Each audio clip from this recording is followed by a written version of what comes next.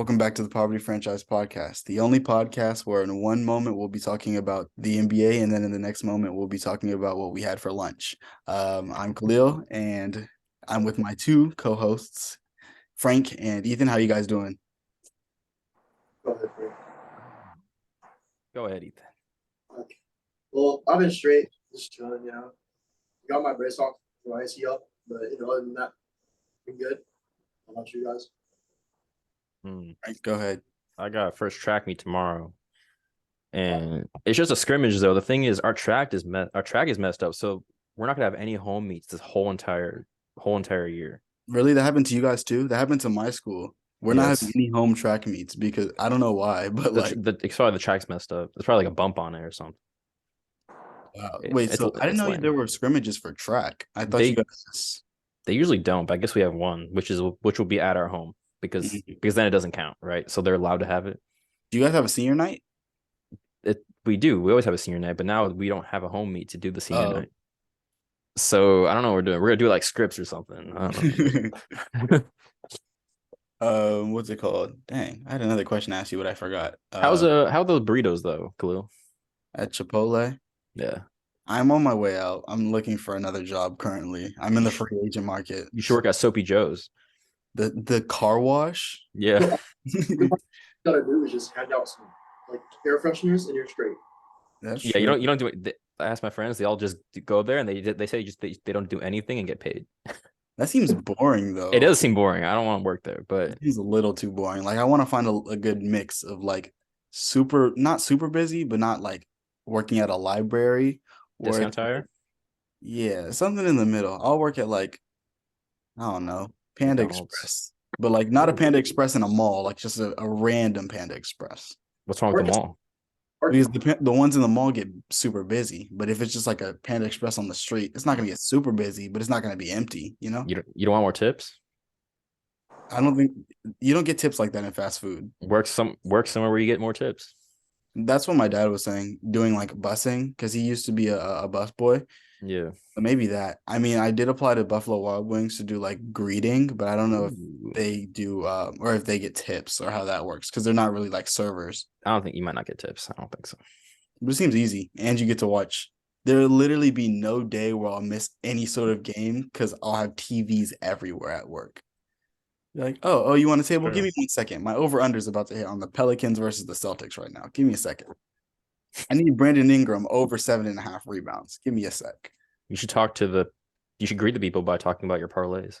True. I'd be like, I'll seat you, but only if you grade my 6 leg parlay on Prize Picks. Yeah, but I'd say I'm doing good.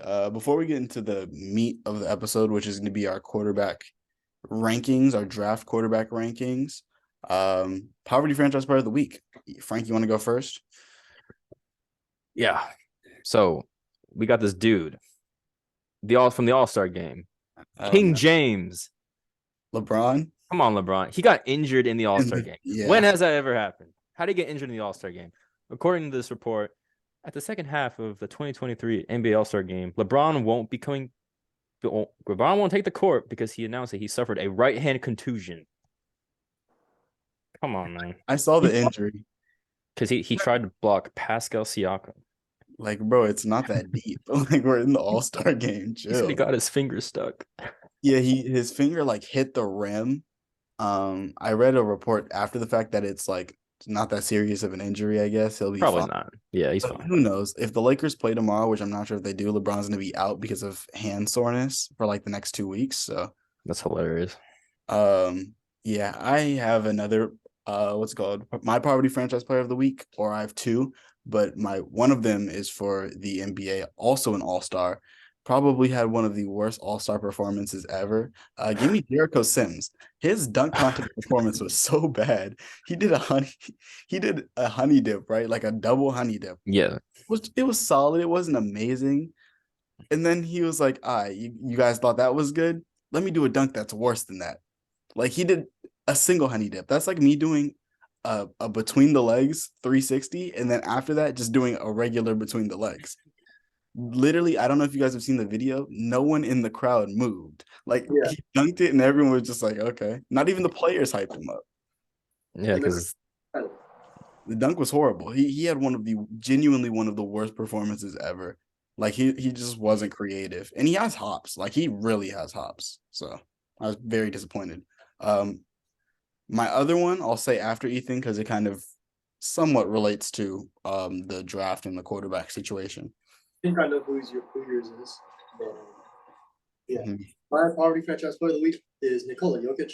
So basically, I don't know if you guys saw it, but when they were drafting the teams, he just kind of drafted himself, not knowing Lloyd Markkinen was still there.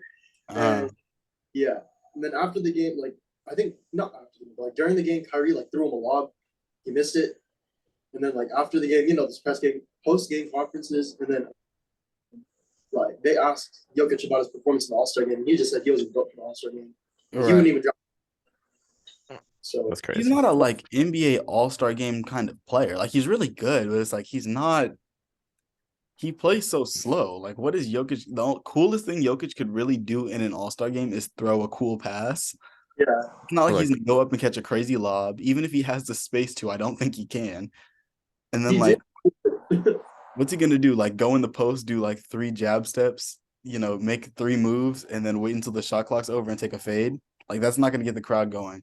Not he's not an all-star exciting player. Same thing with like Rudy Gobert. Like he's clearly an all-star, like statistically, like he deserves the accolade, but like not an all-star you want to Yeah. watch.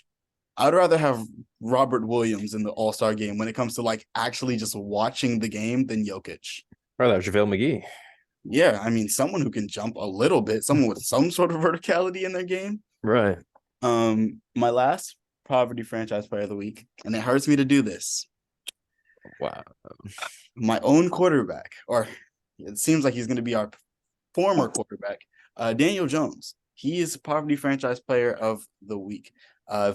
If you haven't heard, he went from expecting like it went from 25 million as to what he was expecting annually, which I was kind of like, that's a little high. I was more so in like the 17 area. So for him to be say 25, it's kind of like, but he did win a playoff game. So I was like, okay, I could see us paying him 25. Then it went up to 35. And I was like, all right, now y'all pushing it. Don't. Now, yes, as of yesterday, he wants to be paid $45 million, which is essentially the same as Patrick Mahomes when it comes to annually. It would make him like the 5th highest paid player in the league annually. I'm sorry, you're not getting that, buddy. The video of or not the video, the Shaq quote, the "Get ready to learn Chinese, buddy," or the Adam Silver. Yeah, that's gonna be him. Because the thing is, for Daniel Jones, there's no team other than the Giants that really wants him. I mean, like there hasn't been any rumors of like this team is potentially interested in Daniel Jones if things go south. Like even for Lamar Jackson, there's rumors with the Falcons. Like there's other teams that have shown some sort of interest. For Daniel Jones, the only team that wants him is the Giants. So I mean, he has zero leverage, and I don't really expect him to get the 45 million. But honestly, if he thinks what he played like last year deserves 45 million, just let him walk. I think Um, like part in him wanting that contract though is also because he got a new agent, and I'm pretty sure that agent's like demanding him to get more. So yeah, it works both ways. the agent part of being a good agent though is knowing your client. Like it's Yeah, very rare for someone to, I mean, like on the level of Patrick or Daniel Jones being overpaid, like to where we're talking about him getting Patrick Mahomes level money. That's like if you would have gotten Daniel Jones 35 million, that would have been way above value to me. So 45, you're kind of pushing it. You need to know your client to like, and it's also the Giants. It's not like we have the best cap situation, so you're really pushing it. Daniel Jones, if we pay him the 45 million, we're gonna be screwed. We're not gonna be able to build a good team around him. So correct me if I'm wrong though. I think Jimmy G is getting like 15 a year. right, and he's better than Jimmy G. I'll say this: Daniel Jones is like above average. He's like an average quarterback. Yeah, like 15 to 12 ish at the moment. But you also have to take into consideration that there's a new batch of quarterbacks that are coming in, and every year he's going to move down. There's no way Daniel Jones to me moves up. I don't think. There's no players ahead of him that are going to like retire other than like Rodgers. Um, and then I don't think there's anything else in his game that he can elevate. Like this is Daniel Jones' ceiling, like a 15 to 12 quarterback. He's kind of like Kirk Cousins, essentially. Like Kirk Cousins is just like, if you're better than Kirk Cousins, then you're pretty good if you're better than Kirk Cousins. But if you're worse than Kirk Cousins, then it's kind of like maybe you guys should go in a different direction, you know? So like statistically, his best season was his rookie season, and he's going into year 5. Right. Where he threw 15 touchdowns, 5 interceptions last season. Season before that, 10 touchdowns, 7 interceptions. And then his sophomore season, 11 touchdowns, 10 interceptions. And rookie season, 24 and 12. And like I will say that he's gotten the short end of the stick when it comes to a team building around a rookie quarterback. He really got it bad as far as some of the contracts we gave out, just never being able to keep a head coach from year to year, a coordinator from year to year. So I do think like if we had Dable, Kafka, Martindale his rookie year and we're able to build that for the 5 years, we'd be talking about Daniel Jones in a completely different light. But the thing is, it's like he hasn't been able to keep a coach for all these years. He finally finds a good coach pairing and he does show some flashes, but these are kind of flashes that you expect to see from a quarterback in their sophomore, even rookie year, honestly, the way Daniel Jones played. Daniel Jones didn't have a single throw this year where I was like, geez, that's an elite throw, except for the one to Isaiah Hodgins in the playoffs. That was a really good throw. The things he did with his legs were cool and all, but it's not $45. It's not Lamar Jackson level. It's like there's nothing about him that's $45 million worth. He's not Patrick Mahomes level when it comes to his arm. He's not Lamar Jackson or Josh Allen level when it comes to his legs. He's just kind of in the middle. So that's why That's what it is. It's the yeah, stadium. decent, like the most average decent quarterback, which is fine, but I don't know if we can look into him going forward. I think that's all I had to say about that, though. We kind of went long on Daniel Jones. So Let's move on. So today we're going to be talking about, or we're going to be analyzing the top 5 draft or quarterback prospects going into this year's draft. And we all have a different fifth, I believe. Well, I think we all have maybe different fives. I don't know. Yeah, I might feel have like my 5 is different. So I'll start us off at number 1, and I got Bryce Young. I think, yeah, Bryce Young. Frank, yeah. I got CJ. Stroud? Yep. Let's hear your reason. It was just better statistically last year in college. He something that I saw was that he's not incredible on the run, but like he has the ability, let's say, like he has potential to do that, but he's not. I I have him over Bryce Young just because I don't like that height, like I want a big guy. I don't like that 5'11" stuff. 5'10" and a half, if we're being honest. Yeah, like no, I ain't trying to do that. I think you guys were talking earlier about what franchises would want certain QBs. I think you can make arguments for both QBs of like what a franchise would want because they're both different types of quarterbacks in my opinion. Mm-hmm. But I just have him here. That's all. Okay, that's valid. I mean, I think there's a way that plays out. I think that Young has the higher ceiling for sure. Probably second highest ceiling in the draft. But I do think the floor is kind of low. I mean, and it's not even going to be like his play is going to be bad. It's literally just the height, like you were saying. Like there's so much risk for injury, especially for the type of quarterback he is. He wants to stay in the pocket, wait for the last second, like squeeze out every possible second of time in the pocket and make the best pass possible, which is a great skill. It's just he doesn't really have the physicality to keep up with that play style, I feel like. So I do see there's a possibility in the future where Bryce Young ends up being maybe the second best quarterback in this class looking back on it because of the size. But coming out, I would give the nod to Bryce Young. And like I said, kind of a negative and a positive is the fact that he does like to stay in the pocket and, make those plays. But outside of that, Bryce Young is pretty much like not perfect, but like Complete. there's He's complete. Yeah, Like, he's complete. There's no real super big weakness to me. I mean, like he's selective with his scrambling, kind of like what you were saying with CJ Stroud. He's not always the most willing to run. Similarly with Bryce Young, he's not always the most willing to run, but it's not like he doesn't want to. It's just he's gonna wait until running is necessary, which is something that quarterbacks kind of either go too far on the spectrum of. CJ Stroud is on the side where it's like, I'm not going to run. I'm going to just keep my eyes down the field and I'm going to stay in the pocket. And then there's certain quarterbacks who just run out of the pocket. Even if there's no pressure, they'll just run. It's kind of like in Madden when you're playing online and the other team's quarterback has like escape artists and they just run out every single time, even if it's not necessary. Right. I think Bryce Young is perfectly in the middle. He's going to stay in the pocket if it requires for him to do that. But if he needs to run, he can run. Again, he has good arm strength. I wouldn't say he has elite arm strength. And the statistical production thing with CJ Stroud versus Bryce Young, I will say CJ Stroud one had the better like surrounding talent. As for I'd say for maybe both years, but at least this year for sure. Bryce Young lost a lot last year. Jameson Williams, I believe Chris Olave is from Bama as well. Oh, No, really? Chris Olave is from State. Yeah. Okay. I mean, what's it called?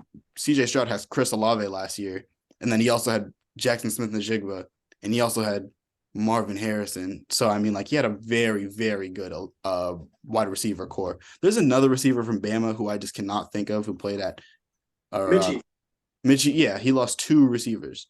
I mean, like in the Natty, I think. And even with Bryce Young losing those guys, you could tell when you watch some clips of Alabama that he was the reason they were good in a lot of games. He's a floor elevator. I feel like Bryce Young isn't really, or CJ Stroud doesn't really elevate your floor. More of a ceiling raiser to me than a floor raiser. All right.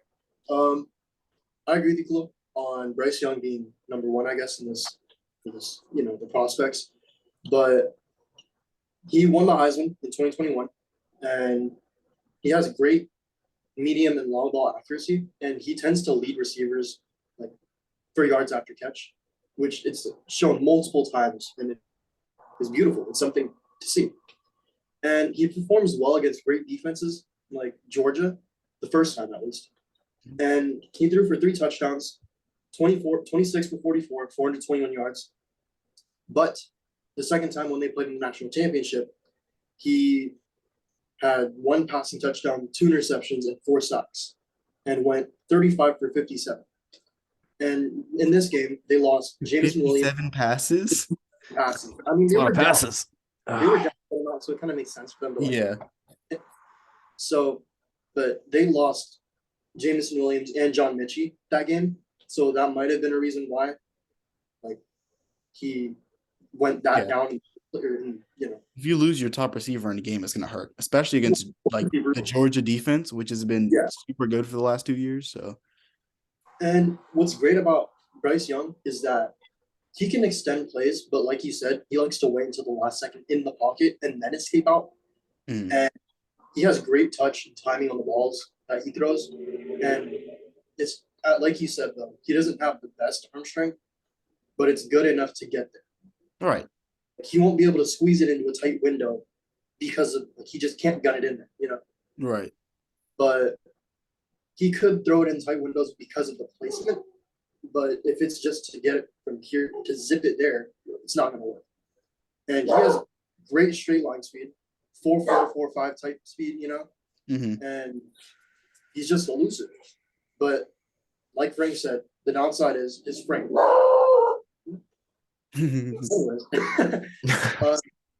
He's short. Calm down. He's short.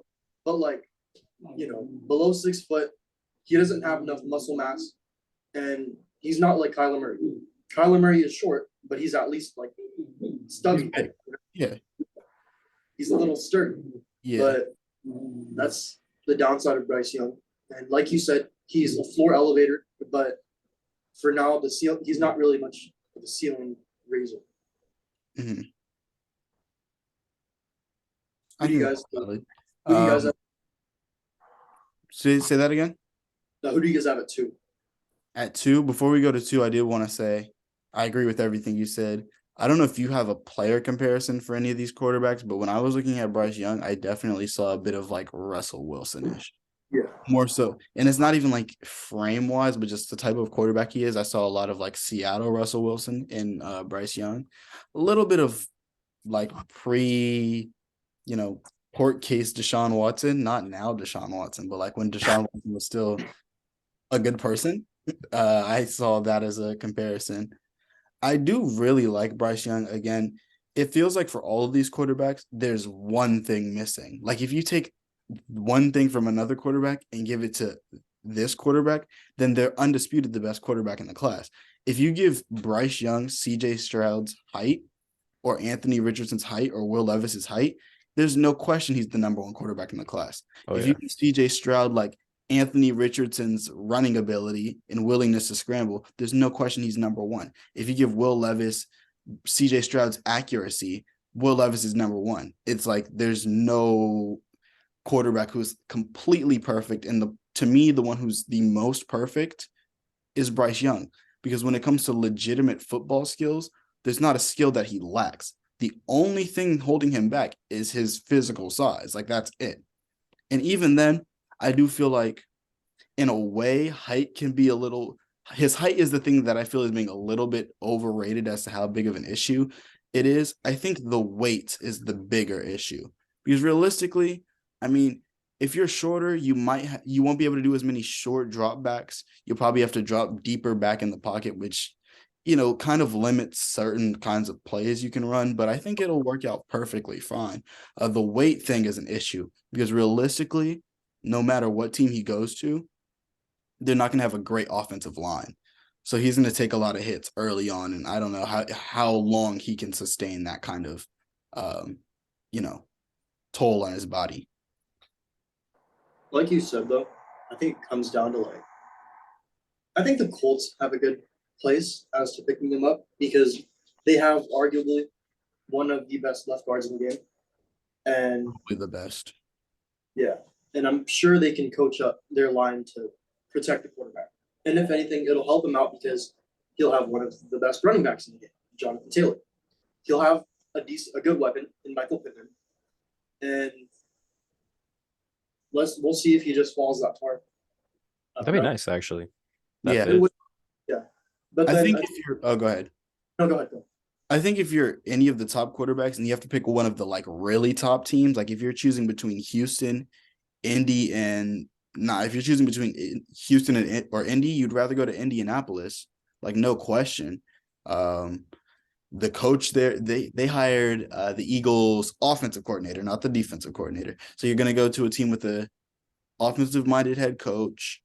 You're gonna, like you said, good running back, good receiver, a line that's definitely not Houston Texans level bad. Still has holes, but it's closer to being decent than it is to being bad. A defense that's not great, but it's not the worst thing ever. Like it gives you a lot more to work with. And I think for CJ Stroud, Bryce Young, anyone, your best bet is probably going to the Colts if you're a year one starter. But yeah, that's all I really have to say about Bryce Young. I'm gonna just add a little bit more, I guess. But Bryce Young's pretty much played at the highest level since high school. He's played at Modern Day, which is one of the best football teams in the nation, and he was a 5-star. And then he committed to Bama, which is again one of the best football programs in the nation. Probably the best football program within our lifespan. But playing at a high level isn't anything new to him. And I like him. Yeah. Yeah. Again, no fears as far as how good he's going to be within year one. It's just past year one where I have the concerns. The longevity scares me quite a bit. And that's a trend that runs with a few other quarterbacks later on. But as you're saying, moving to 2, that's where I have CJ Stroud. I was a little bit lower on CJ Stroud, and I had to read and analyze him a bit to kind of see why people have him so hyped. There's a lot of things that I just don't really like about CJ Stroud, but I had to realize that those things don't make him necessarily a bad quarterback. he's just not a ceiling raiser. I think CJ Stroud's perfect quarterback comparison to me is like now Jared Goff. That's who he reminds me a bit of. And Jared Goff isn't a bad quarterback. He's just not, Patrick Mahomes or Josh Allen. He's still a serviceable starter who can actually play really good when you need him to. And I honestly think he has a bit more upside than Jared Goff now does. Because, like I said, I would say CJ Stroud is a better athlete than Jared Goff is. I almost called him Jared Allen. Jared Goff is. Jared Goff just isn't a great mover. He's not the best at moving, outside of the pocket. CJ Stroud can move outside of the pocket. He just doesn't like to. He's not comfortable doing it. If you get him to be a little comfortable, you have someone who has elite, as for a rookie quarterback, elite accuracy. You have someone who, has the stature, the size, all of that. He has an NFL caliber arm. I wouldn't say it's a great arm, but a good arm. Good footwork in the pocket. He's actually really good at reading defenses, I would say. Even though he benefits a bit from having a very talented team, he still has to make the reads. So, I mean, you have the intangibles. It's really just, to me, the inability to, or the unwillingness to scramble. And another thing that really, really scared me was, it was two things. It's how bad he is under pressure. It's really, really bad, like extremely bad. His passer grade drops by 60 under pressure whenever the other opposing team blitzes, which isn't good because initially he's gonna what's it called? Deal with a lot of blitzing coming into the league. Opposing defensive coordinators are going to blitz a rookie quarterback, especially if they know he's this, mistake prone against the blitz. So that's something that really concerns me. Another thing, and maybe it's just because it's him and he doesn't display as much, flair. But the fact that he played at Ohio State isn't all that appealing to me just because of the fact that the roster around him was so good.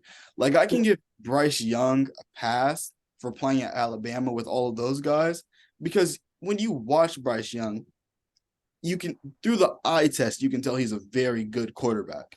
He's not just like there and a product of the surrounding pieces around him. With CJ Stroud, there's times where I feel like, not that he's a bad quarterback, but that he's not really the forefront of why Ohio State is good. That's just sometimes. Then there's games like the game they had against Georgia where he played spectacular and he actually showed why he can be potentially the best quarterback in the class. So it's really just a mixed bag with CJ Stroud, but overall I'd say he's a pretty medium upside quarterback with a pretty high floor, I'd say. I agree with you on that. And he was a Heisman finalist in 2021 and last season. So that's something. Props to you. Cool. But I'm just, like you said, though, I'm not a big fan of Ohio State quarterbacks simply because they're surrounded by so much talent. And this talent is like Marvin Harrison Jr., projected high pick next year. Jackson Smith, 5 pick for a wide receiver, like wide receiver. Jackson Smith-Jigba. I'm pretty sure he's in this class. yeah. Emeka Egbuka. I have no clue who he is, but I figured him out because of watching film. Yeah. He's good. Julian Fleming, again, dog.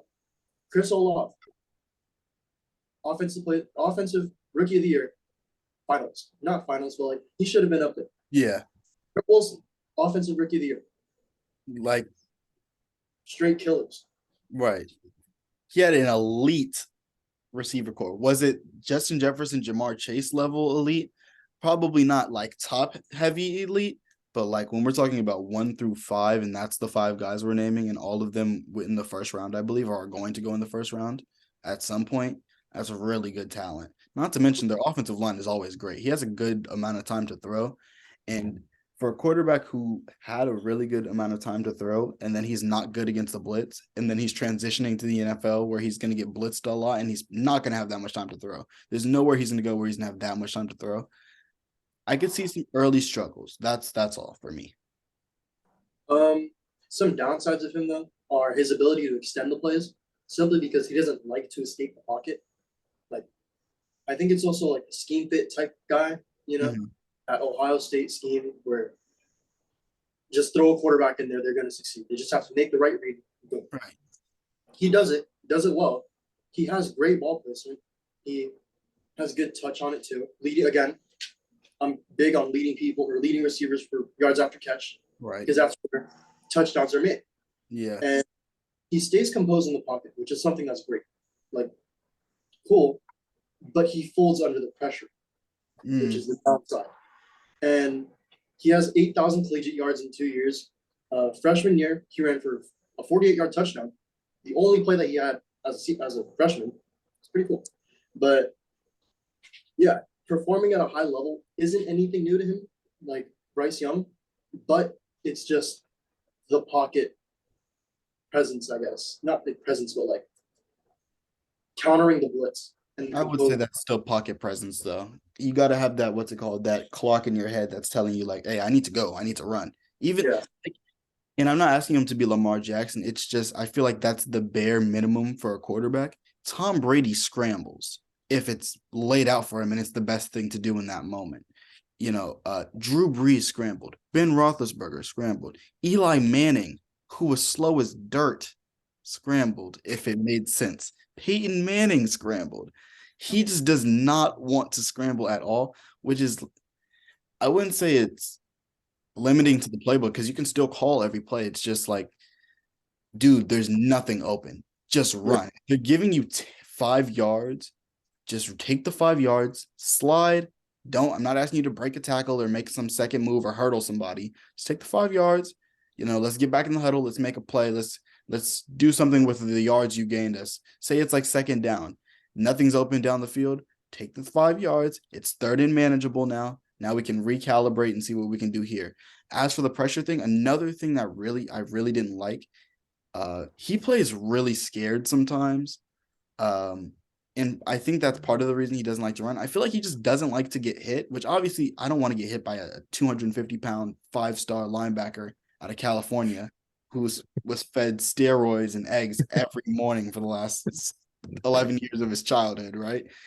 But there's times where he's getting blitzed, and instead of keeping his eyes downfield and making a pass, sometimes he like flinches. Like he'll bring the ball down and like brace for the hit. And it's not in the way where it's like he's protecting the ball and he knows he's going to get sacked. It's like he puts the ball there to like pin the defensive player away from him. Like, don't hit me, just take the ball.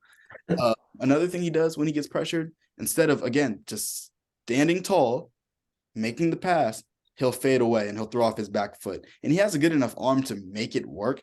But you're 6'3", like 200 pounds. I need you to 215.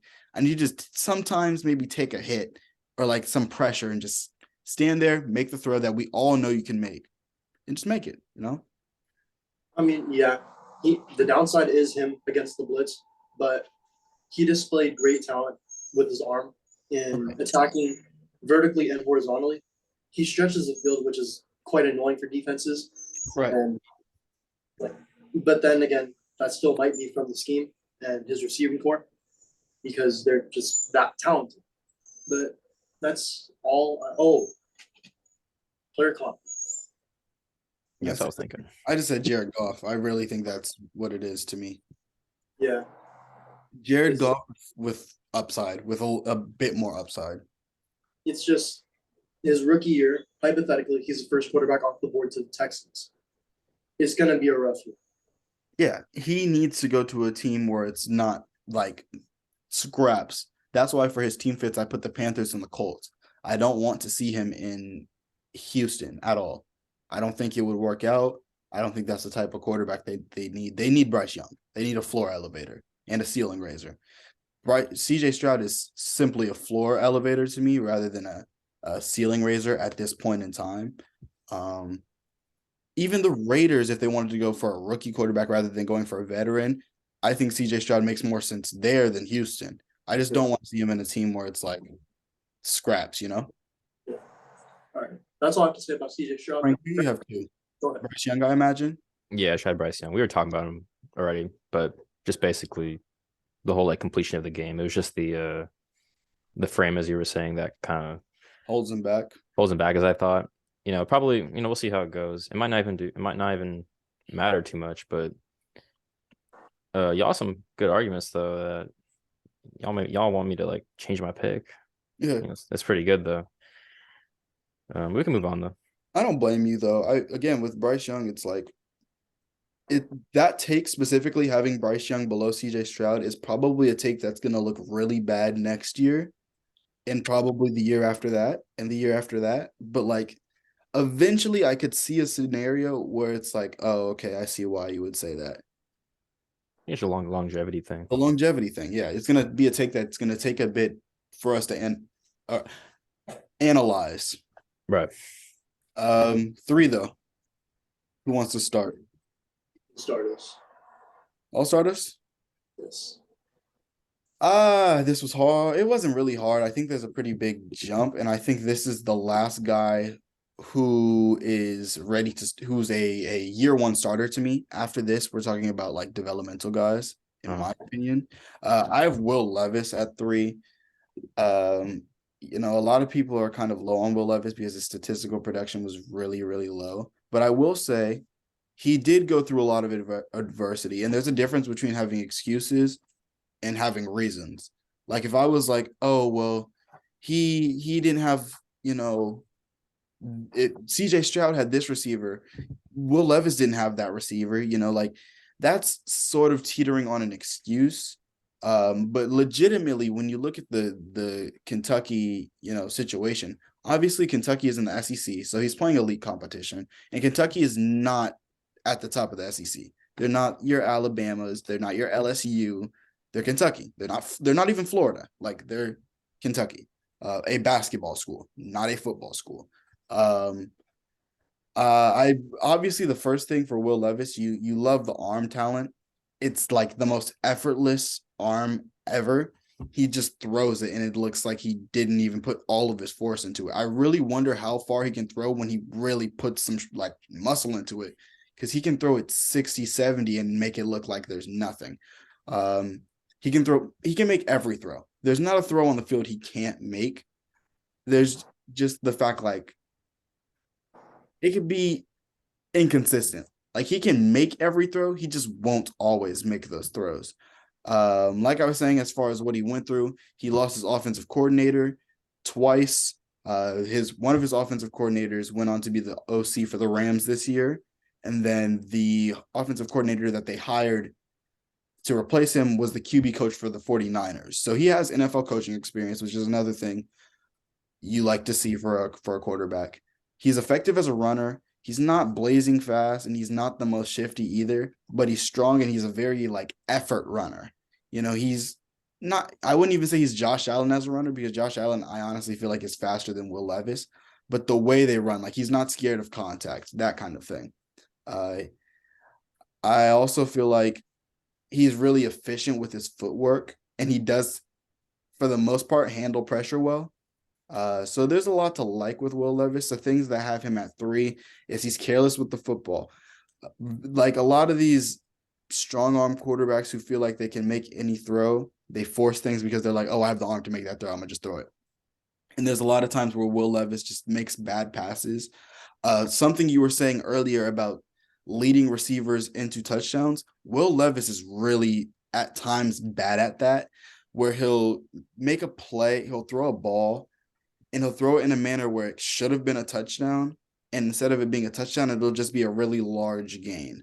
There was a throw specifically, I don't know to who the receiver was, but he threw it so high that his receiver, who had at least 10 yards of separation, had to stop, wait for the ball to come down, and then continue to run afterwards. There was another throw to like the right sideline where there's no one ahead of him, but instead he throws it towards the sideline where it's like the receiver has to catch it and then go out of bounds.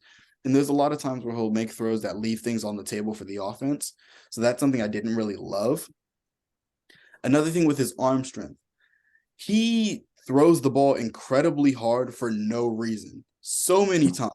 There's so many times where he'll be doing like a play action rollout or something, and he'll just have a receiver in the flats or running across her, not even 10 yards down the field, and he'll just throw it 99 speed bullet pass, bullseye activated and bazooka.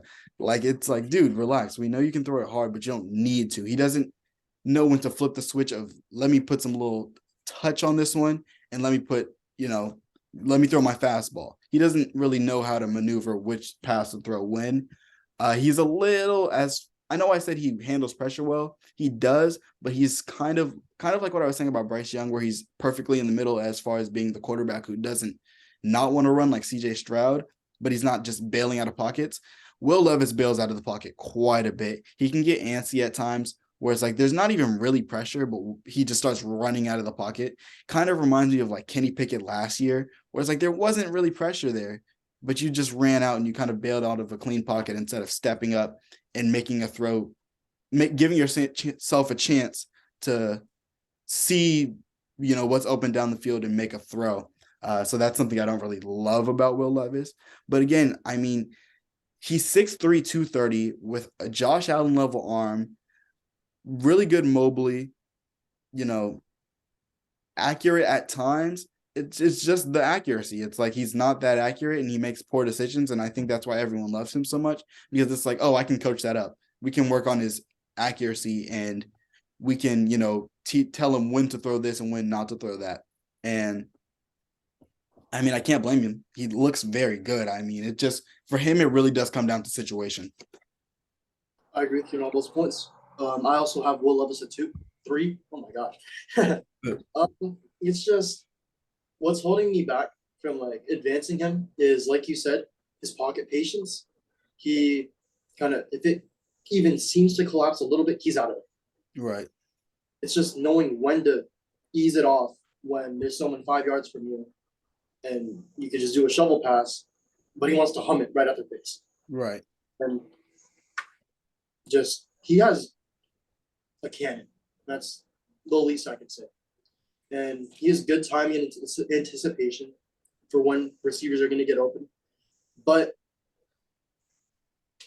his ability to extend plays. Oh, wait. No, I'm gone. Oops.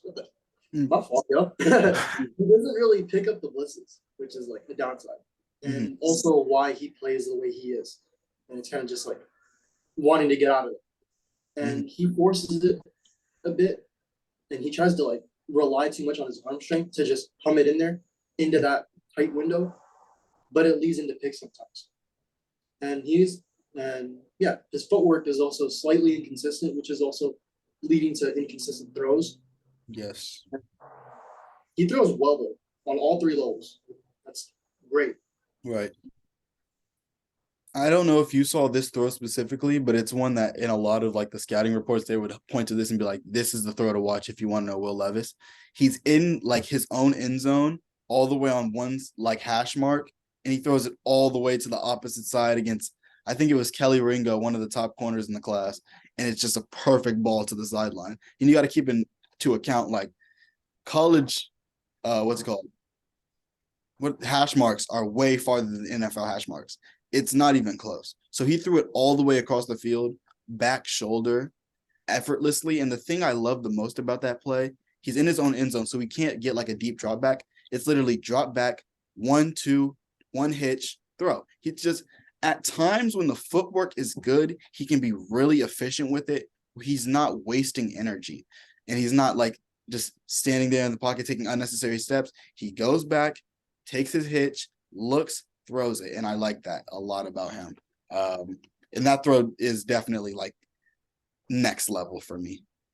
What I noticed though is that he performs against the not so good colleges, but when he faces the better ones, it's kind of questionable.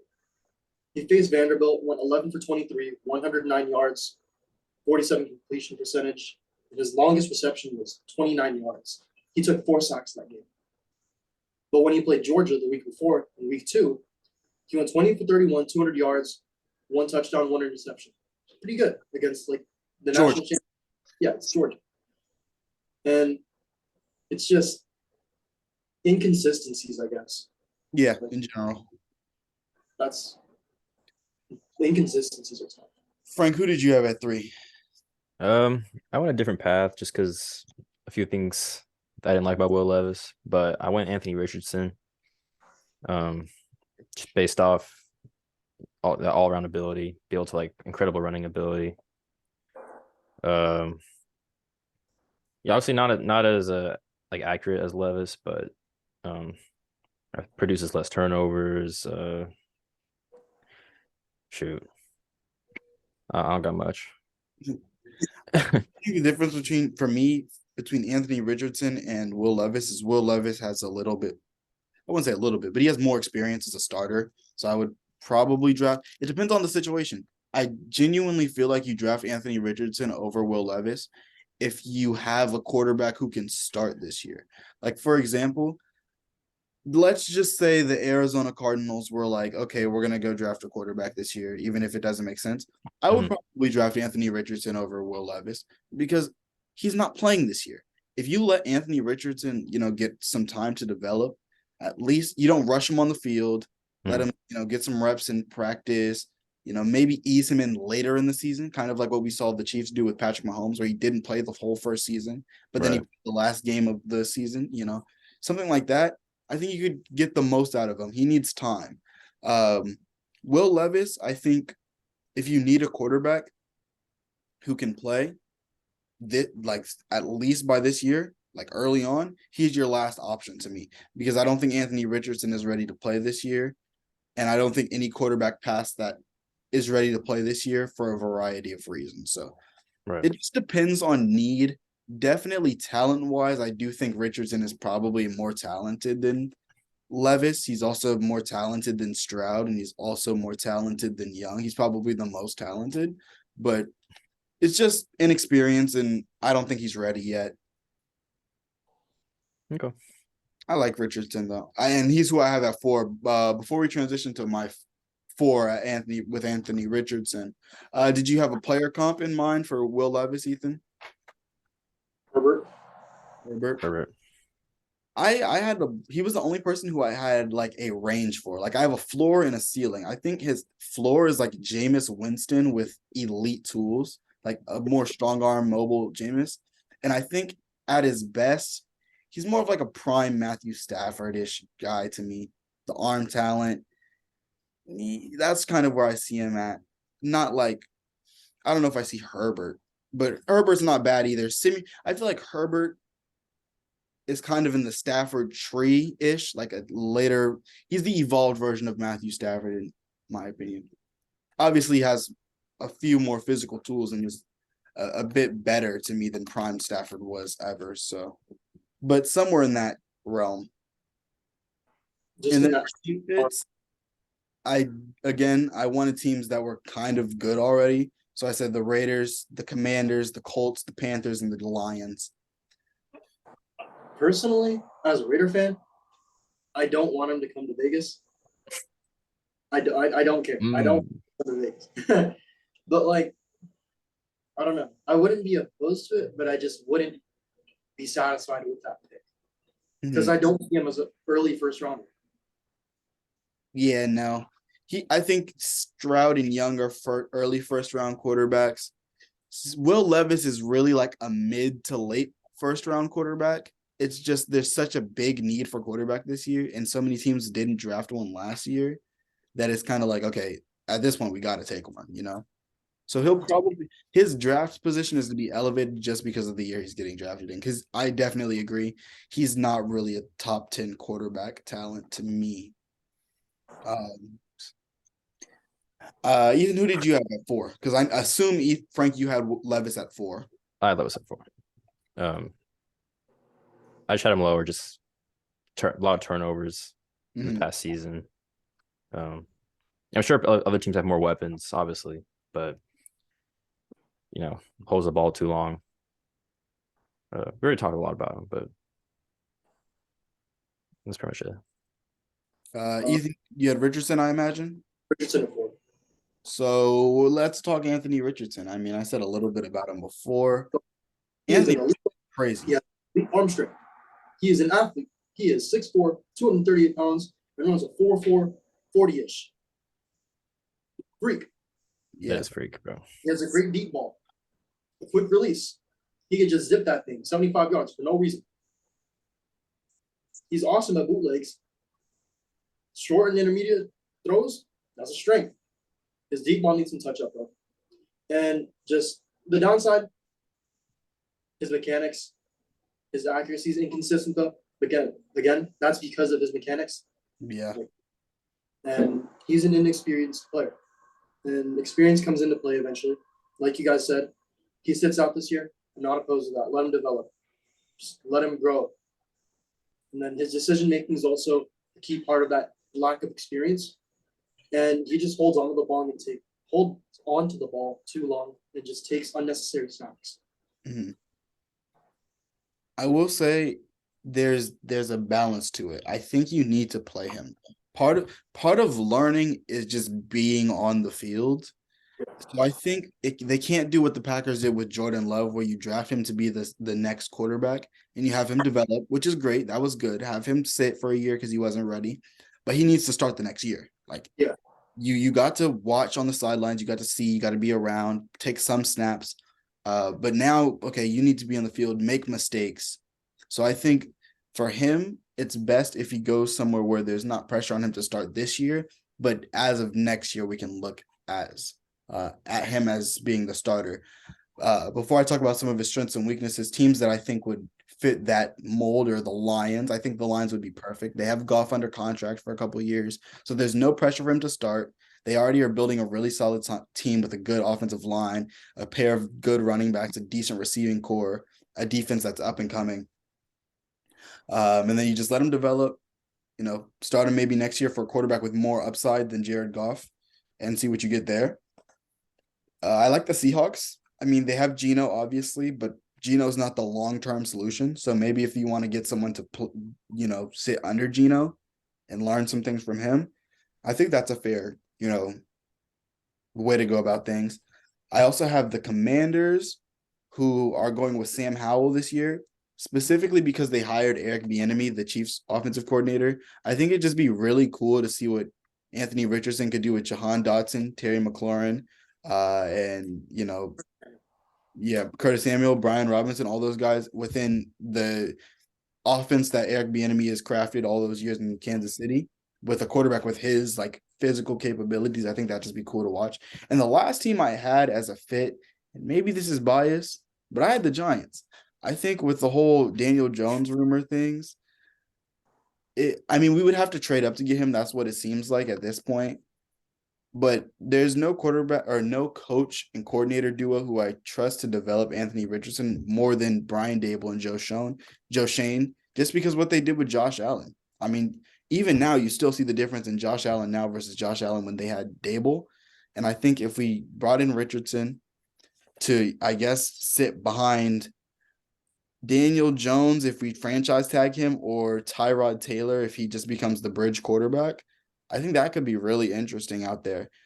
I mean, it's not the best situation in comparison to the other teams. It's definitely the worst, I'd say, situation as far as roster talent. But coaching wise, I think that's an ideal situation. And they wouldn't rush him, I don't think.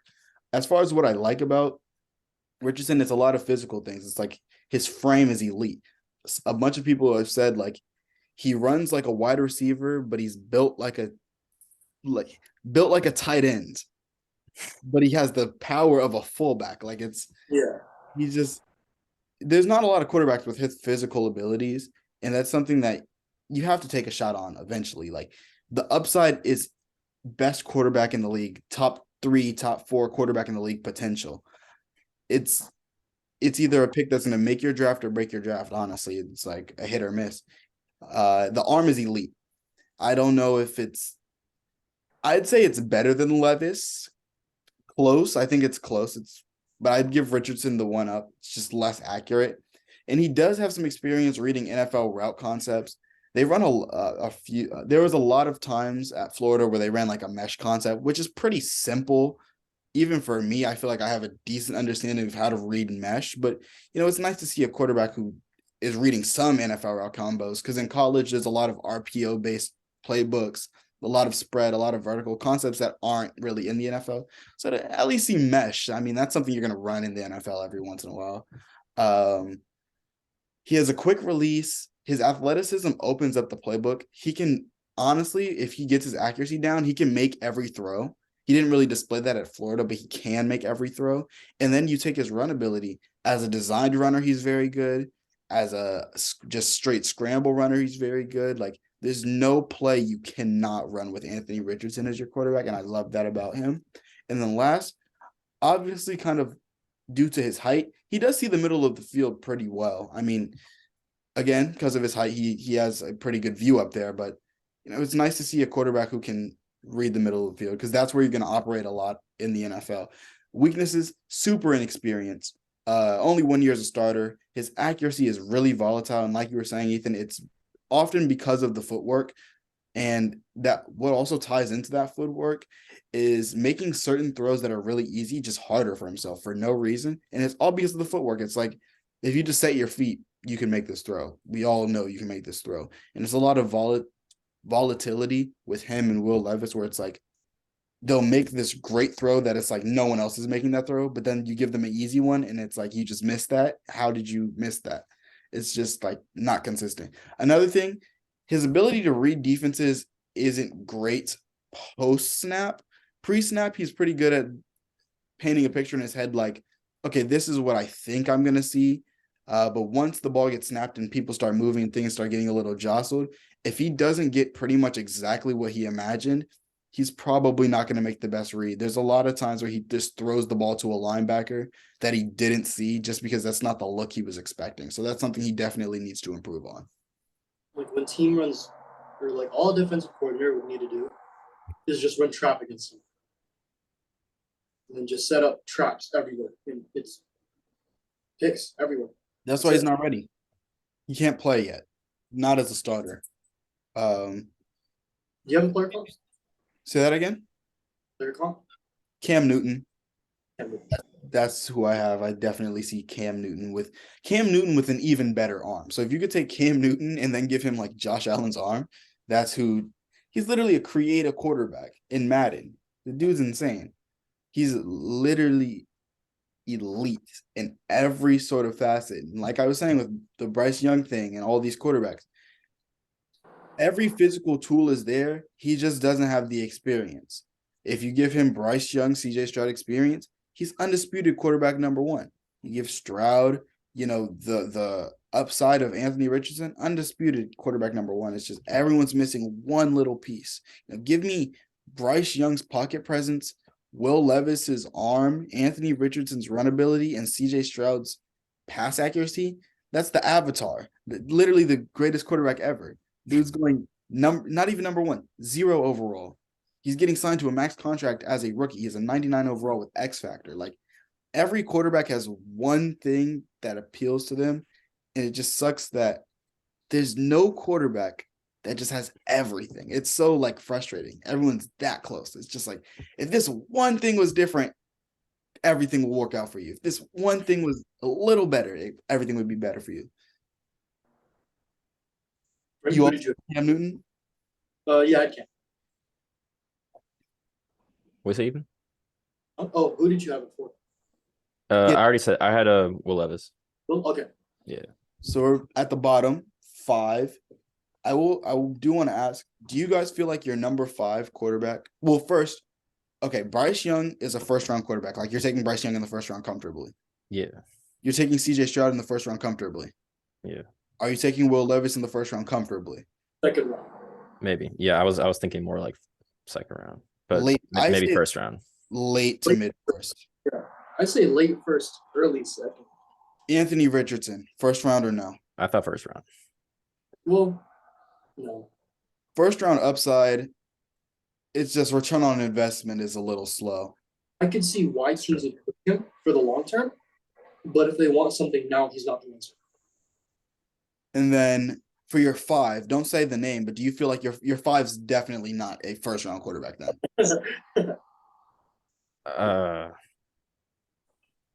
Hard to tell, but probably not. Probably not. Okay. So definitely not. Yeah, no. I'll go first. My quarterback 5, and it was really close. I went with Jaren Hall out of BYU.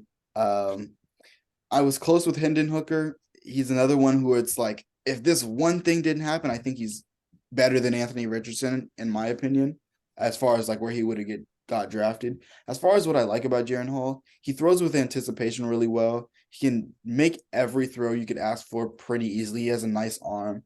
He's dual threat. He's not Lamar Jackson, but he can throw, and he's pretty poised in the pocket.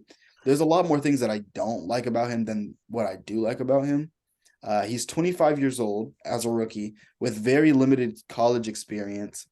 He has an injury history and he's has a similarly bad frame to Bryce Young. He's sitting at about 6'1", 205. So he's a little taller and a little bigger, but it's not the biggest difference. So he's still a bit smaller. And he already has 2 past concussions and a hip injury that was season ending. He doesn't have many examples of making full field reads. Like I was saying earlier about Anthony Richardson and seeing him run mesh. Uh, Jaron Hall ran an offense where it was pretty much strictly RPO. So he didn't have to make a lot of big full field reads. It was kind of like one check, okay, do the other thing, you know?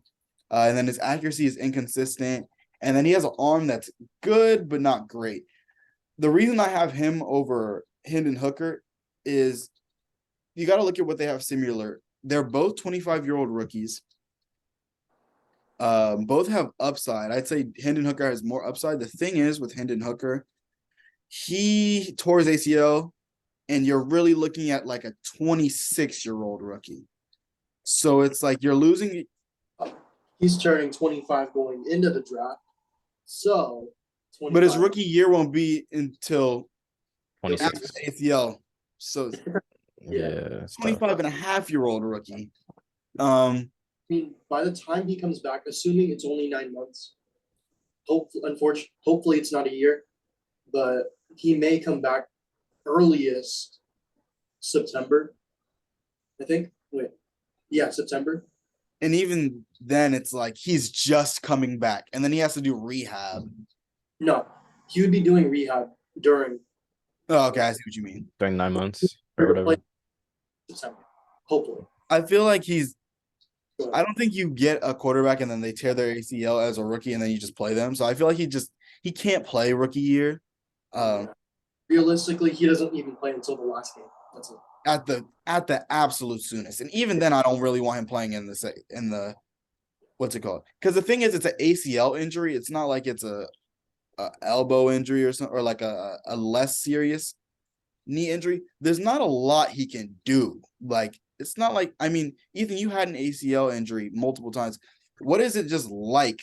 Like, what limitations are there in practice, especially for a quarterback if you're dealing with an ACL injury? I imagine you can't really do all the things you need to do. You can't really throw because, again, you use your legs. I mean, I think you could. You just throw. You can't like game throw. You can like toss the ball around, but you're not getting like all of your footwork down and all those kinds of things. I think he can recover pretty well. I'm confident in saying that. I have no question he can recover. It's just like, dang, he has all this potential, but he's gonna miss his rookie year. And it's not even like he can really fully soak in being the backup and getting a lot of those backup reps in. So it's a little rough for me to be comfortable taking him. He takes things extremely lightly, and like it would be a mental toll. Yeah. Because then you have to get up to past getting to recovering from the injury, you have to get up to NFL game speed. The NFL is so much faster than college football. Everyone's so much bigger. Right. So not only does he have to get back to just playing regular football, he's going to go back to playing football at a way harder level than he ever has in his life. So for me, I'm just not really comfortable taking him just because I feel like he really does need to play or at least be able to play his rookie year for me to be comfortable taking him. The upside is there. Another thing I didn't really love about Hendon Hooker, and this isn't about Hendon Hooker, this is about Jaron Hall, but as for why I took him over, the offense he ran, it's just like really weird. It was like vertical, but also very spread out. So all the receivers were pretty much in one-on-one all the time. And that doesn't happen in the NFL. That offense is not ran whatsoever. So he didn't run an NFL, type offense, but he has the size, he has the frame. He plays very mistake-free football. He limits his turnovers. He has a good arm, both strength and accuracy-wise. And then he's also a very solid runner. I saw a little bit of Geno Smith in him if everything were to pan out. But I'm going to just go with Jaron Hall just because I think he's also 25, but he'll at least be able to play his rookie year. he has upside in a different manner than Hendon Hooker, but still upside nonetheless. And then for him, there's injury concern, but two of those injuries were concussions, and concussions aren't something that I wouldn't say someone can be concussion prone. Like that's just something that's kind of closer to a freak accident than it is to something that's like consistently happening. If he had knee issues, then I'd be like, okay, don't draft this dude. But like, you know, so Jaron Hall is my 5. Not a first round quarterback to me though. Second to third at best. Frank, you want to go or you want me to go? I'll go. I had Hendon Hooker. A lot of like all around dude. He's very accurate in his last year of college. But that injury, I saw like he was one of my favorites when I was looking at QBs. So that injury is like that's tough. Like y'all were talking about that. Like he ain't go play for a Right. while, and like that's like not even counting the development time where he's not even going to be starting as a quarterback.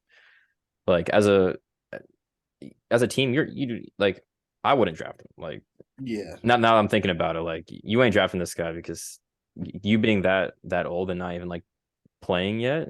I think that's just not that's like a big knock on your draft stock.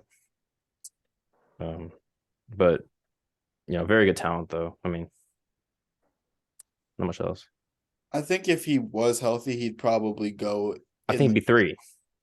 honestly, I mean, I can see the case. It's literally outside of the injury, it's just his age. Right. And even then, I mean, at some point, if the quarterback's good enough, just take them, even if they're older. You think so, huh? Yeah. I mean, if he was like 26 or 7, I'm like, okay, yeah, no, I'm not taking you. 25 isn't even old in the grand scheme of things. And there's a lot of quarterbacks who are on the older side. I mean, the guy I said was also 25. Mm-hmm. Will Levis isn't that young by any means. I think Will Levis is 20, late 23 or early 24. So it's not that big of a difference. So Yeah. Ethan. I also had Hendon Hooker at 5. Again, the ACL, November 19th. Unfortunate. But he's going to be 25 for draft day, which is a negative. It's not what you want. Typically, you want someone who's younger so you can develop them, take them into your program, all that stuff. And he shows lack on some of the touch passes. Like, he just kind of zips it down there. It's kind of like what Will Levis does, but the opposite. mhm. Like, he wouldn't really lock it in. He would just try and bullet it from point A to point B. Levis actually lofted it, but bulleted it when it was close. Mhm. He's just straight arm talent on some of his throws.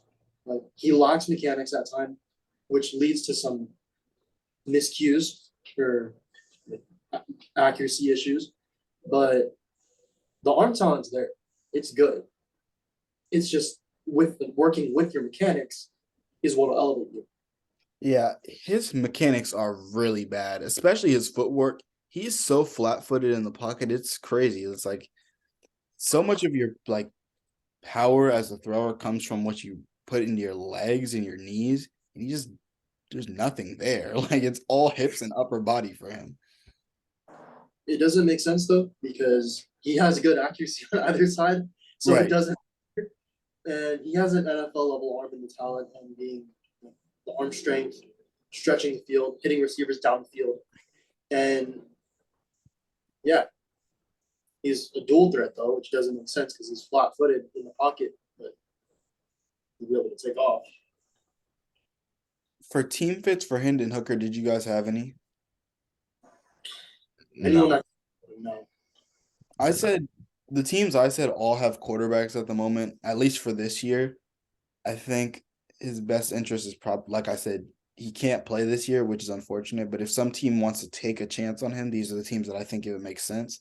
I said New Orleans, just because they don't have a first, they're not going to have a choice of any of the other 4. So at that point, I mean, you need a quarterback for the future. Take Hendon Hooker, let him sit on the bench, let Jameis play, I guess. I mean, I don't know if you want Jameis influencing your rookie quarterback, but yeah, I guess you could have Jameis mentor Hendon Hooker.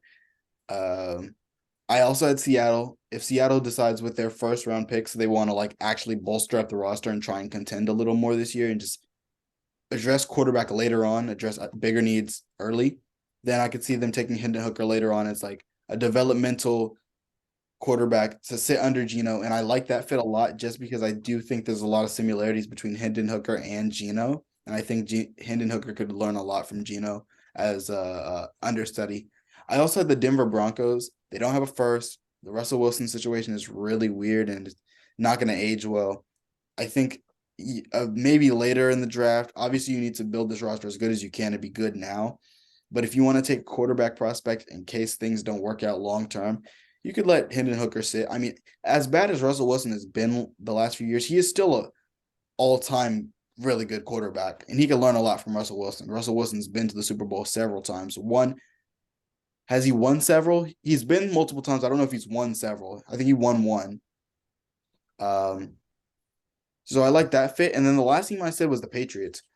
I mean, Mac Jones isn't the best quarterback in the world, but he's still there. He's good enough to stay for this year. Maybe you let him. Yeah. Say that again? That's why the Patriots have Bailey Zapp to replace Yeah, he's not him. I don't even know who that is. Give me Hendon Hooker to New I England. do. I really like that Seattle fit though. That actually sounds pretty enticing. I like the Seattle and Denver fit purely, and the Saints, except Jameis. But yeah, I like the Broncos more. Mm, Sean Payton will be there. They'll coach him up. yeah. I don't really know how Russ would be as a mentor because Russ is such a dork. He's such a nerd. I don't want you to talk to me. Leave me alone. That's crazy. But Quarterback and multimillionaire dating a supermodel gets called a dork by random high schoolers on his with a struggling podcast. Like that's how you know you didn't make it in life. He's just a straight dork, just a nerd. Like he probably gets bullied in the locker room as a grown man to this day. No way. He walks in the locker room and Patrick Surtain's like, "Give me your lunch money, Russ." Give me your lunch money. Yeah, but go ahead, continue about Sean Payton coaching up Hendon Hooker. Just with the right coaching and quarterback coaching, I think he'll be able to adjust. And yeah. I think did you make a 6 or did you just have 5? I just have 5. I had 5.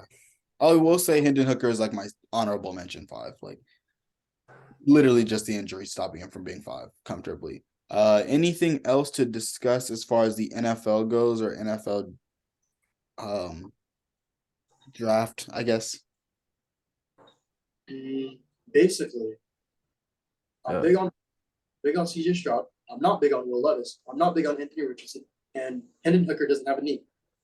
Yeah, okay, let's do that. Give me your rundown, Frank. Well, going into the draft, how are you feeling about each of these guys?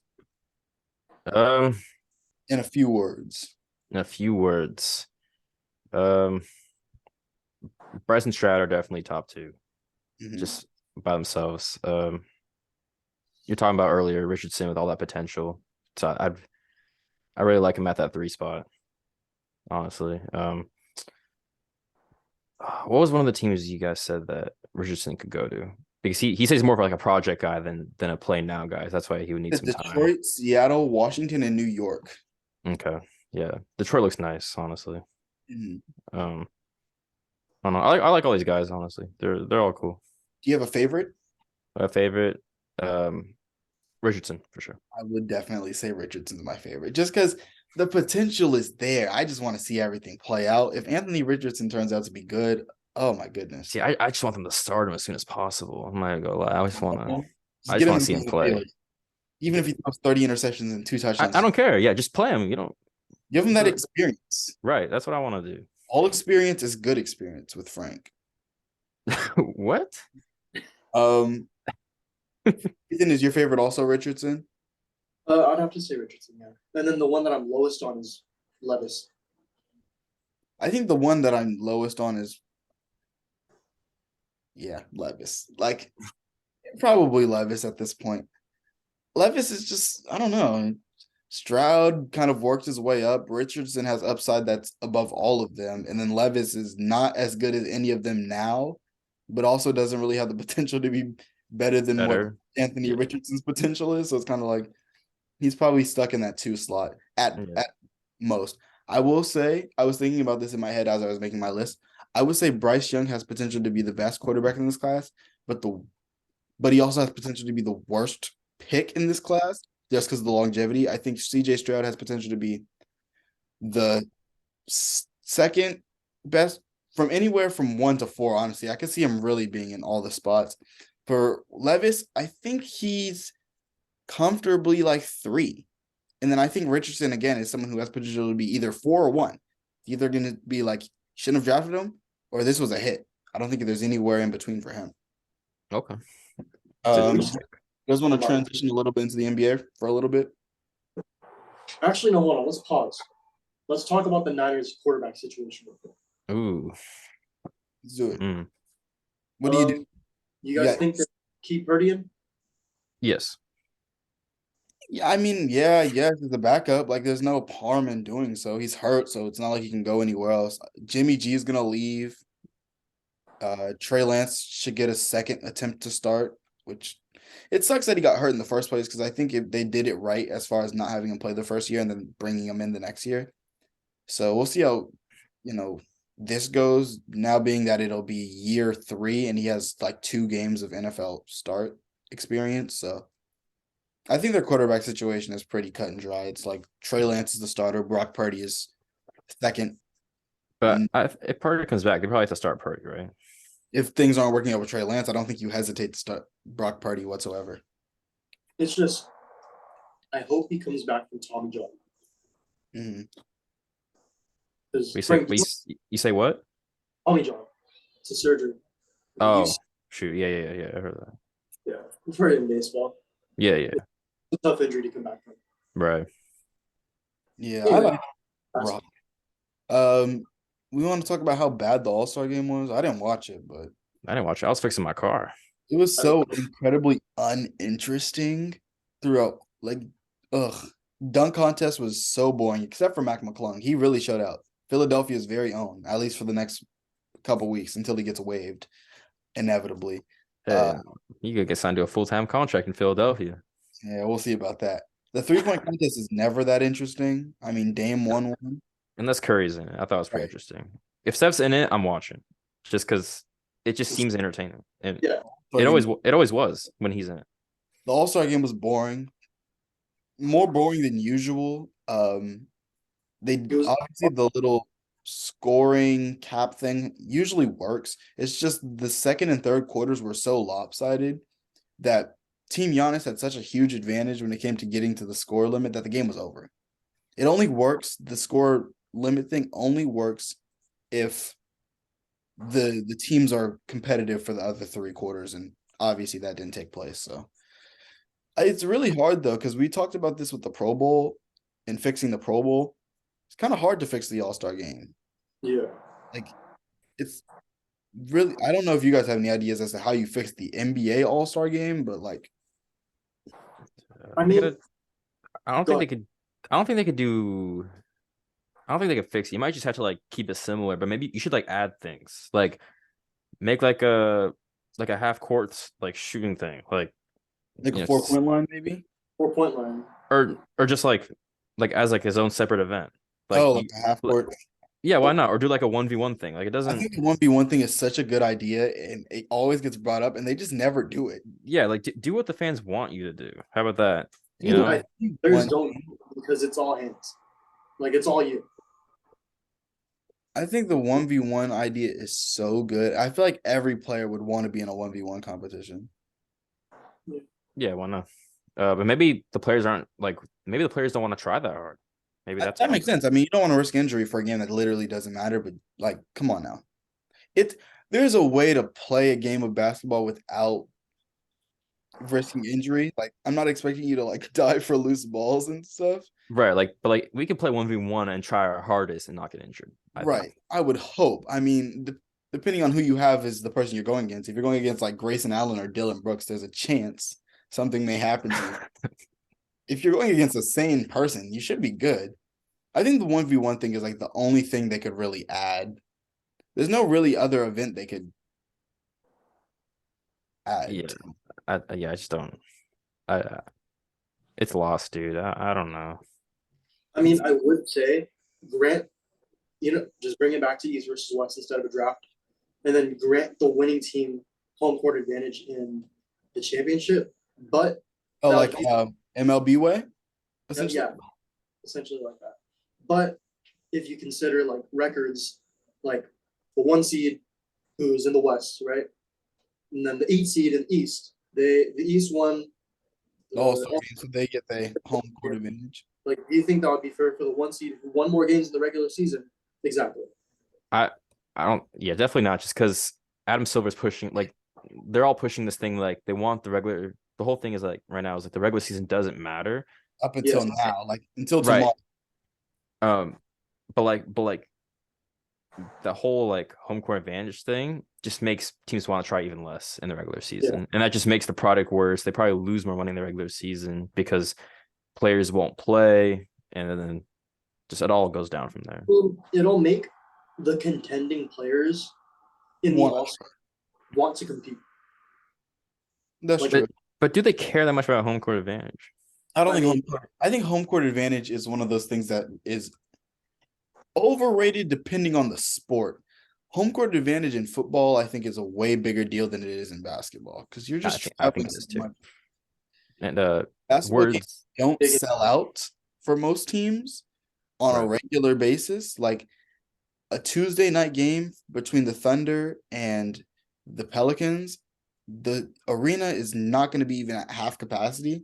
Obviously, there's certain teams that have it's clear advantage when it comes to home court advantage. The Knicks have an advantage, the Celtics, the Lakers, and there's another team who I just cannot think of right now. The Warriors. Those teams sell out no matter what. They're always going to be sold out. Doesn't matter the day. People are going to go to be loud. They have home court advantage. So for those teams, yeah, you're going to try. But like, if I play for, the I mean, Cavs. yeah, like home court advantage doesn't matter to me on a regular basis. In the playoffs, it does because the games are going to sell out. But like night to night, home court advantage does not matter to me. Yeah, and you I know, could, Kobe quote from Kobe Bryant. I don't remember the exact quote, but someone asked him about that home court advantage stuff, and he totally like shrugged that stuff off. He was like, "No, like why would it matter?" I So think Allen Iverson said something like that. don't run from the grind. All these players are gonna. Yeah, I can win in any arena. It Yeah, doesn't you matter. win at every arena. Yeah. Doesn't Just matter. court. Or be Like, like a Trey Young and only win at away yeah, don't win in games. Atlanta. Don't win in Atlanta, but he wants to be a villain.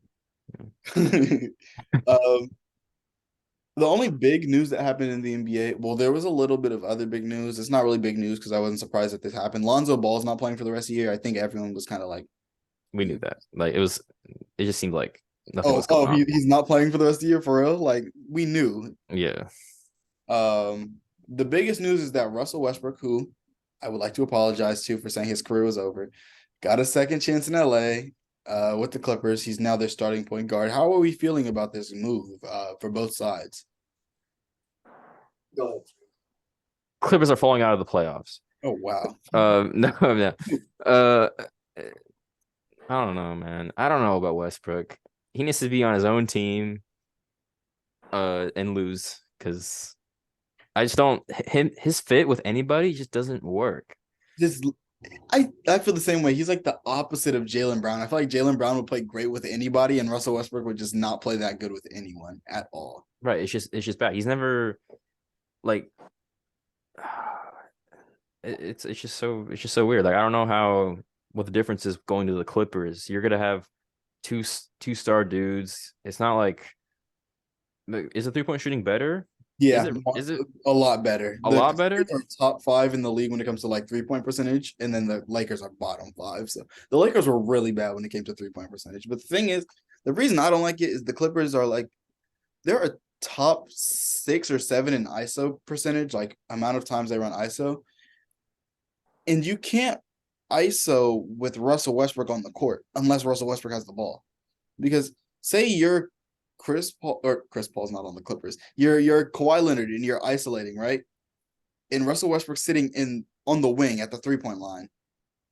If I'm guarding Russell Westbrook, I'm not guarding him from the 3-point line. I'm going to guard Kawhi with the ball. He's not a threat. He's not hitting a three. So it definitely messes up that aspect. It's definitely a better fit. I don't know. I don't love it either. Because it's like it just had John Wall, and apparently that didn't work out. Yeah, they're I know saying they're different players for sure, but John Wall was an even better shooter. I mean, yeah, I think they run Russ off the bench. but who's the That's starting point guard then? That's the thing. Reggie Jackson. Reggie Jackson's not on the team. He's in Oh Charlotte. shoot, They that's lost right. everything.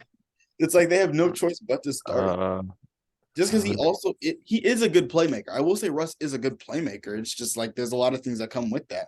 He's not a good defender, but at least there will be people on the Clippers to make up for his defensive, shortcomings. It's just offensively, I don't love it. Also for the Clippers, I'm gonna pull up the NBA standings, but the Clippers added a lot of people, and they don't really have a lot of games to figure out how they want their rotation to be. I feel like they made a few too many moves, which is kind of rare, but like there's just a lot of different faces. You got Bones Highland, Eric Gordon, Russell Westbrook. Who else did they bring in? They brought in Plumlee, Mason Plumlee. Like they brought in that's four guys that you have to incorporate into your lineup. Plus, there's always the possibility that either Kawhi or Paul George isn't going to play on a certain night. So Right. how many games is this team going to play all together? Very few, in my opinion. As of right now, the Clippers sit at 4 in the Western Conference. They're 9 games back of the 1 seed, 33-28. Like it's definitely not out of the realm of possibility to say that it's more likely that they fall than they go up. Because they're only 1 game above the Suns, and it seems like Kevin Durant is playing his first game for Phoenix within the next week or so. Yeah. So things could get scary in LA. Just the other side of Staples Center this time. Right. Real quick though, they got in terms of like point guards or guards that can start. They've been starting Terrence Mann at that point guard spot. It seems like, and he's all right, but he's not like a playmaker. I don't think he's known for that. He can defend. I mean, he's not Terrence Mann the playmaker, but he can play make. Right. Then you have Bones Highland, who's Not a playmaker. he's a shot chucker. Yeah. Imagine a lineup with like Russ and Bones Highland on the court at the same time. Like they can't play ever. It's either gonna be a fire or garbage. Right. Like Russ is gonna throw a behind the back pass to Bones, who's gonna hit a 3, or it's gonna be Russ getting a rebound and doing the weirdest thing ever before Bones gets the rebound and then just Right. a shot. Like I couldn't imagine them two playing at the same time. How about this though? Russ and Nate Darling on the court at the same time. Nate's Darling. Who? Nate Darling. That sounds like someone's brother. Nate Yeah. Darling. He's on the Clippers though. He's like a legit player. Oh my goodness. No, he got waived yesterday. He's Oh. no longer a Clipper. They need to create roster space to get Russ. And they're like, Nate, we know the duo would be crazy, but you got to go. You can play Jason Preston. He's still on the team. Oh, the redhead? Yeah, the interesting looking dude. The ugliest dude in the league. Whoa, can't say that. Oh, they pair him with Miosa Diabetic. Like You Russ, said diabetic. Yeah, I see him. I see him. give me a starting lineup of Russ, Amir Coffee, Brandon Boston Jr., Rocco, and Moses Brown, and they're going to the chip. That's crazy. Moses Brown. Wait, Moses Brown's on this team. Yeah, but he doesn't play. He had a nice little moment with the Thunder where he had a couple games where it was like 20 points, 20 rebounds. Then he went to the Celtics, did nothing. Then he went to the Clippers, did nothing. Like They didn't play him in the Celtics. I don't think they did. And Moses Brown, I like Moses Brown because he a big dude. Like, yeah, and he's like he can move. Rebound. Right. I feel like he could get minutes on a lot of teams. I wish we would have kept him, to be honest, because we need a center. So Right. I think he'd be a good backup for a lot of teams. Like, really. there's a lot of guys in the league who just don't really play that much who would be good. Like Peyton Pritchard doesn't get the most minutes for the Celtics. Pam Pritchard is wild. Didn't he like he said if I am playing a lot of minutes on the team, I want to get traded. It was Yeah, like there's been a lot of like role players who've requested traded. Korkmaz requested a trade. Korkmaz, I was like Korkmaz requested a trade. I'm like, what do you bro, think you are. Yeah, who do you think you are? Like, I know you're on my team, but like, You're not him. Like you're not him. Stop. You're not good. office. What's you guys' GM's name? Austin Brent. No. Not Sam Presti. Um, Daryl Morey. Daryl Morey. Imagine like Korkmaz calls up Daryl Morey, and Daryl Morey's like, "Oh God, guys, Korkmaz wants out. We got to get him out of here." He Where do might you do want to that go, though. Korkmaz? Darren Moore is a nice guy. I follow him on Instagram. He has an IG. Yeah. He might be the only GM with an Instagram. It says Sam Presti- GM. He just says GM of the Sixers. Really? Yeah, like I have to search up Sam Presti on Instagram. I feel like head coaches don't even have Instagrams. I don't think they They're not do. public ones. No, but they probably have a bunch of like Sam Presti fan accounts though, Oh yeah, because people love Sam Presti. Sam Presti's the goat for real. I'm glad that he's my GM. Like Who's y'all GM, Ethan? Mike Malone. that's the coach. That's a coach. He said Mike Malone. He said it so confidently too. Wait, did I say coach? No, I thought I said He said GM. GM. Oh, okay. Who's the coach of Who? the Huh? Who's your GM? Nuggets Calvin GM? Booth. Wait, say it again. Calvin Booth. Calvin okay. Booth. Calvin. I thought it was Alvin. No, it's Calvin. Oh, okay. He's 6'11". What? Bro needs to get on the court. We needed a backup center all this time, and you were just sitting in the office. You better get on the court right now. That's crazy. Set Jamal Murray a screen at the top of the key right now. Is that all? I think we went over everything. I think that's it. We can all work out Sophie Joe's together though. I heard they're hiring. Yeah, not doing that. Anyways, this concludes the whatever episode this is of the Poverty Franchise Podcast. We'll be back next week. Very glad that we're going to be getting some more NBA basketball because it's been so boring the last week with no sports on. Yeah, we'll be back next week talking probably NBA. So, peace.